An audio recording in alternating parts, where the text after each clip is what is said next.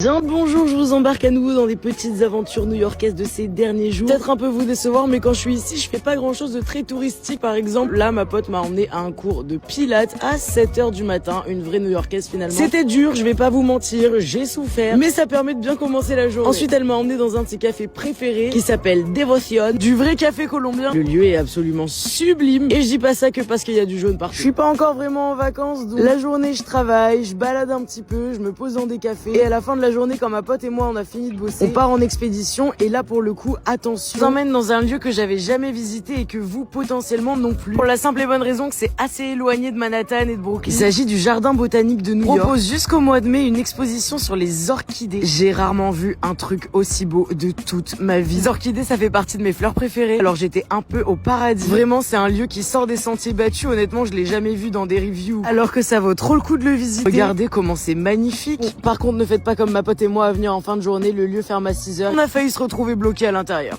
La nuit au musée, mais la nuit au jardin botanique. Y a plus personne? On est enfermé là. Non, arrête. Par contre, là, c'est fermé. Ah. Bon.